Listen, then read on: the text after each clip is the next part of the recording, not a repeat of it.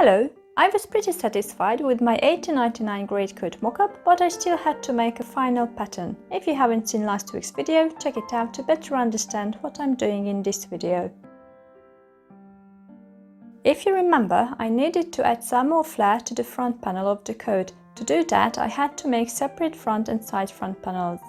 I traced the extension onto parchment paper. I cut it with some allowance on the side where I was going to join it to the front side panel. I separated the two panels by cutting along the edge of the front panel. I joined the extension to the side front panel.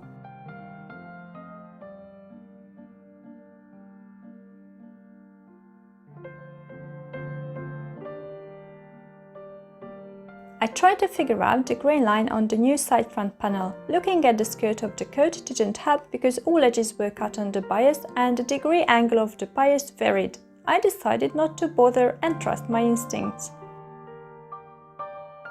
As I had made a cut in the mock-up along the straight grain, I had to extend the front panel. I cut a brand new side front panel as well.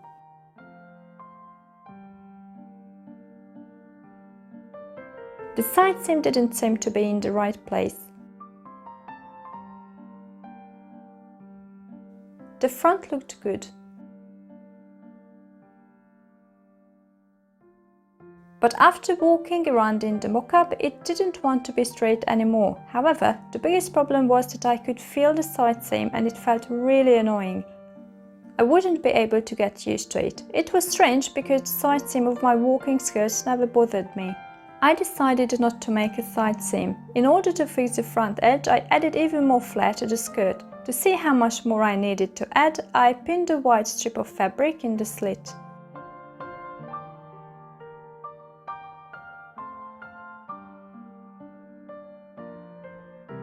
You can see the difference between the two sides.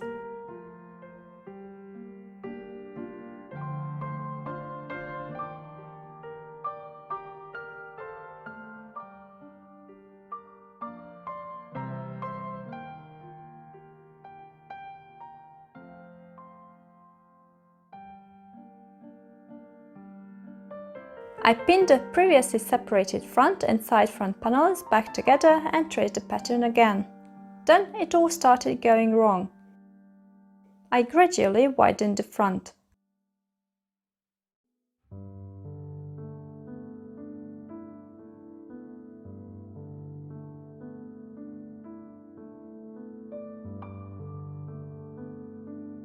I measured the good side of the mock-up to the new pattern. The side seam started higher up on the mock-up. Joining the front and side front panels higher meant that the parts of the bodice overlapped. I could fix that by taking out a bit from the front.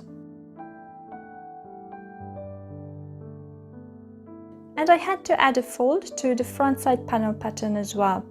I cut everything again from this floral print fabric. It was a complete waste of time and fabric. When I made my first mock-up, I made plates instead of darts. Now I tried adding darts. That, however, completely messed up the front. I would have to take out even more fabric from the front if I wanted darts. My conclusion is that this pattern is not for a 34-inch bust. There's a lot of fabric in the chest area. I tried and tried again to make the darts and the side seam, but failed again and again.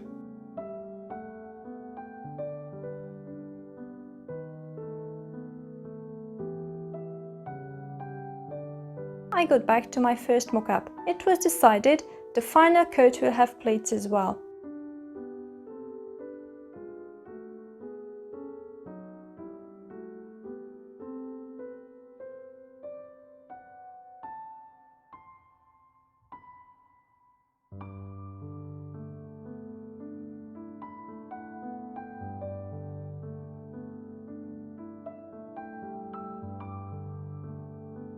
There wasn't that much difference between the two patterns, but I won't pretend that I understood what I was doing.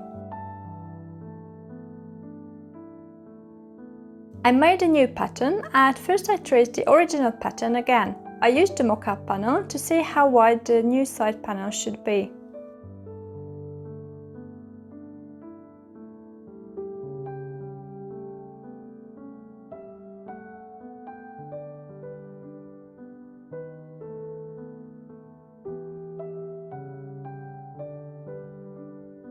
I'm very forgetful, so I added notes on the pattern. The original pattern doesn't include seam allowance, but here I added some to the side seam.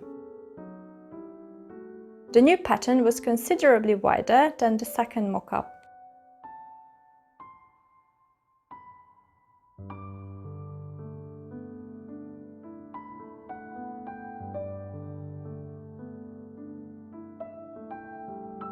I tried to calculate roughly how much fabric I would need.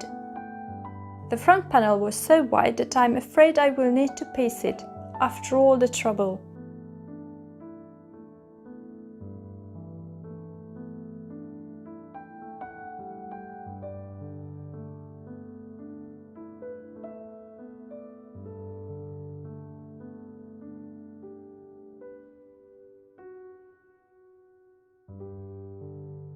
I will need to cut 2 front facings. Thread is supposed to represent the edge of the facing. Keeping in mind that I need to add seam allowance, I will have to do some serious piecing unless I can find some very wide fabric. I will need 4 meters of fabric, that's almost 4.5 yards, plus 4 meters of lining. I'm not sure I will have the physical strength to wear this coat or that I can afford it.